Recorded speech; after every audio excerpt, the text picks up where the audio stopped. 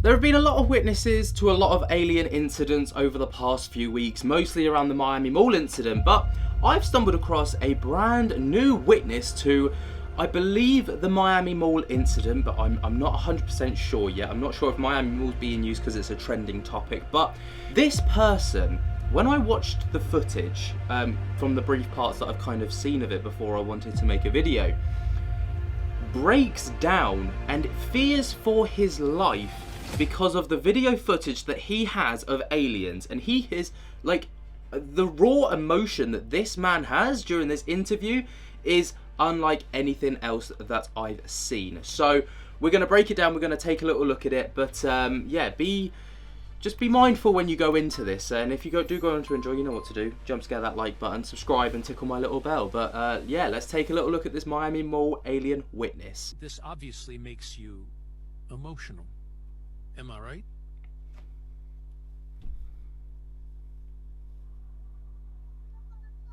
When should the world expect to see this footage?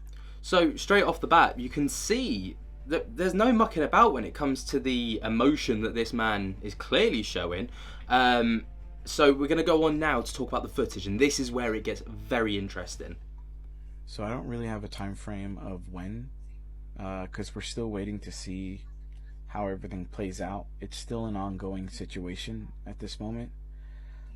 We're hoping, I would love for it to be released as soon as possible. But these things have to be handled gently, just due to the sensitive nature. But what I can say is that the footage is unsettling. I've just been sharing a lot of like reenactments and stuff that's close to our experience so that people can get an idea. When you see footage like this, it's, everyone thinks that, yeah, it's been normalized in our media, but when you actually see it, it kicks in later. Like it did for me and my brother and my family. It kicked in later for us that we actually like realized, what a footage means. Obviously Hollywood and films, you've seen like depictions of aliens and stuff, but it's not real. When it's real, you see it at first, but it kicks in later. This is where the whole kind of interview starts to get quite chilling, because this man is talking from sheer and raw emotion, and the way that he speaks is unsettling.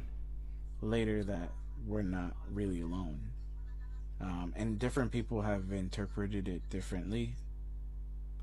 So that was part one. There are a lot of parts to this. I couldn't find the original source for the interview. I could only find broken down parts across other people's kind of platforms. So unfortunately, that's what we're going to have to make do with. So I do apologize for that. And where have you and your family been staying? We've been staying in different places. Obviously, I'm not going to reveal where we've been staying just for our family safety. And there's going to be a lot of people asking, who we're telling our story to. Now, this is one of the more unsettling parts. This guy's footage apparently has led him and his family out of their house, and they are just kind of almost like couch surfing. They're just going from place to place until they can break this story, because the footage that he claims to have is so unsettling. Makes you wonder. Just to protect like the media and production team, we're not disclosing any of that. Are you afraid of people coming after you?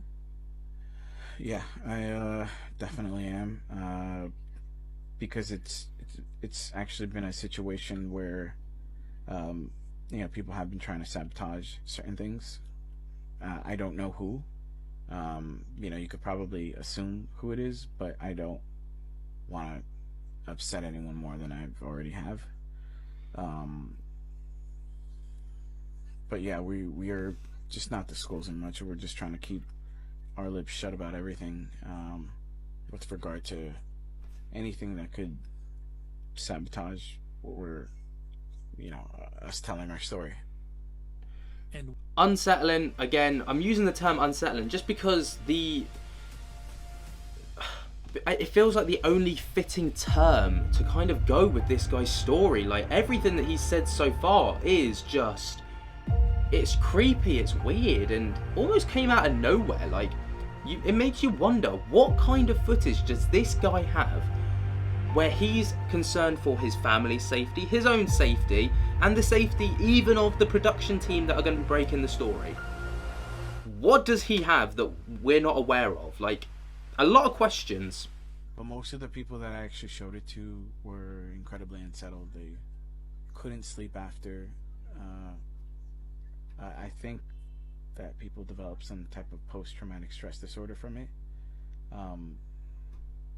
Because it's more like knowing that there is something out there that we can't possibly see or communicate with, that could just pop in and out. Pop in and out. Interesting. We can't communicate with it, but I'm just trying to read between the lines here, but when I kind of like looked over it, pop in and out is a very interesting term to use. Almost as if when we were kind of looking, if we look back on the other witnesses' testimonies, popping in and out of was something that really kind of happened. It was like these tall black figures dipped in and out of like existence, reality almost. You almost feel like we are, you know, they're obviously aware of us, but we have not been aware of them. So it kind of gives them that upper hand over our species, and it's just weird knowing that. It is unsettling when you think about it when you're alone. It's very uncomfortable because most people have kind of gone with their daily lives thinking, okay, we're alone, this is just it, pay our bills. But when you actually know that we're not alone, that's different. Then you're led to more questions about what's out there, what does this all mean. It makes you question your reality, and I think it sets up the situation for you questioning your reality and a possible mass psychosis or something. It's I could see why, you know, people would be uncertain. So we're working with, you know, a media team to tell our story in the right way, and in a way where we can share the footage in a safe way. Interesting that just the way that he's describing things, like, if this is true, there's clearly some level of PTSD going on with this man, and again, it all circles back to what does he have that we don't know about that is literally so concerning that it's triggered some form of PTSD. A lot of stuff has happened since you released your eyewitness account. I honestly didn't think that it was going to be paid attention to, because there were so many people that were like lying and saying stuff online. And to be honest, there was a lot of people there that night, so not everyone saw the same thing. There was a lot of people that were just running because other people were running, and it was only like a small portion of the, you know, the market goers that actually saw what happened. It wasn't like everyone. It was, you know, there were people there for sure, but I would not say that everybody saw it. I think that like what was interesting about our story was that the most interesting part is like what happened after. And, you know, even though the incident itself was like scary, I think what terrified me more is just human beings and like what we are capable of to each other, because we've been harassed. You know, a lot of stuff has happened to us afterwards that we're gonna release later on and tell everybody exactly what happened. Now, I'm not 100% sure what they're referring to. It's kind of alluded to that they've already made some form of witness testimony that I must have been completely missed, because I thought I was quite thorough with the witnesses and kind of covered almost all of them, but maybe this one just slipped through the net. But I don't remember seeing this guy, but apparently there's been some repercussions for him off the back of speaking out about this stuff. Your apartment was set on fire. Yeah, we came home one day, there was an explosion, and we saw that our apartment had been set on fire. So since then we've been moving around, but we're in a, just different places at the moment. Utterly horrific that due to them supposedly coming out, their apartment has apparently been set on fire. Now, I'm going to use the term apparently because there's no way of truly kind of verifying this information because we don't have the guy's address. There's nothing to really verify these claims at this moment. But if we're going to play devil's advocate and we're going to kind of, give him the benefit of the doubt, utterly horrific scenes. And why are you speaking to us now? Well, I'm speaking now because I think that it's been some time. We were hoping for the internet hype to go down, because I think because everything was going viral, it only made everything a little bit more amped up. So I had been slowly waiting for some time to kind of really work with people and give my story. In the time that everything started, we'd been in touch with various companies and media teams to give out our story, and we finally settled when we were able to, and when it was safe to, we wanted to tell our story to the right people. What's interesting here is obviously during the hype there was a lot of things coming out, just like you say, it did amp up the entire situation. And I think a lot of people did jump on the bandwagon of, I was there. Interestingly, it almost adds to the credibility that this guy waited for all that to die down before saying anything. To me, that adds to it, but, what do you think? Who would make sure that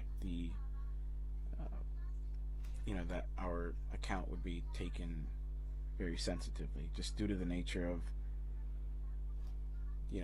all the harassment and us being sought after.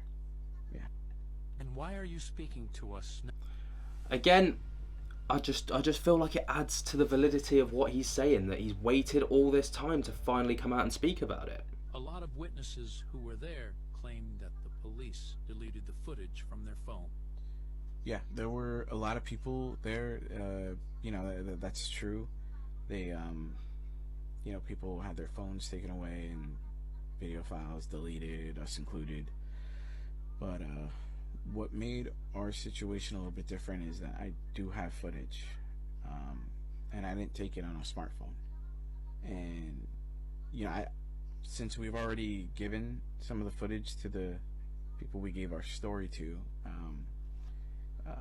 a lot of people don't really know me like that, and I get it, but I'm kind of like a 90s guy. I like collecting retro things from the 90s. Like, for example, I still have a flip phone, that I carry around on me pretty often, and and whenever I go on vacations with my family, I do take a VHS camcorder. And that night, when everyone was getting their phones confiscated and files deleted, nobody noticed that I had a VHS camcorder, at all. No one even would suspect someone of having a VHS camcorder. No, they weren't paying attention. And so, yeah, I have the footage here. Yeah, it's a family trip vacation gone.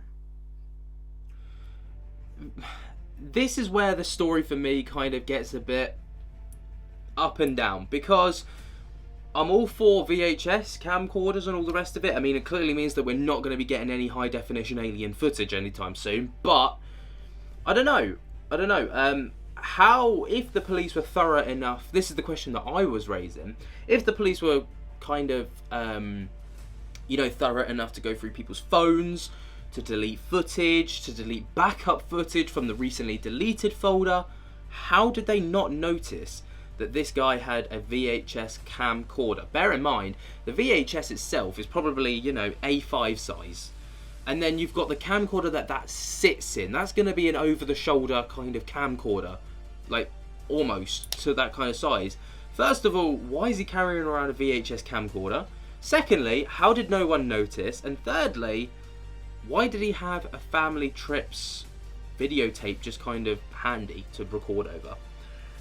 It begs a lot of questions, this part of the story, but we'll carry on giving him the benefit of the doubt. Pretty weird. That's the most important tape in human history. Yeah, I've thought about that a lot, that this could be the most consequential piece of footage in human history. Yeah. Very, very powerful statement there. Very powerful if true.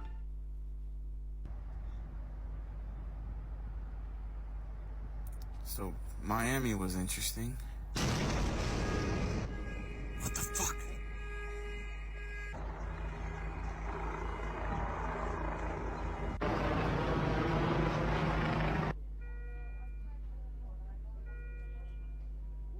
I'm going to leave it for you guys to decide what you think. I mean, disturbing, very disturbing at the end there with the explosion at the end and him in hospital, but a lot of questions raised and not a lot of answers given, to be honest. So I'm going to hand it over to you guys. What do you think? Let me know in the comments below. Is this the most authentic witness claim that we've had so far to the Miami Mall aliens? Or do you think that there is just elements of it that you're not quite believing? I'd love to hear your thoughts and opinions down in the comments below. And while you're down there, be sure to jump to get the hell out of that like button. Subscribe if you're new and tickle my little bell so you get notified whenever we upload. And until next time, guys, I hope that you have enjoyed. And I cannot wait to see you in the next video. And I'll speak to you later. Peace.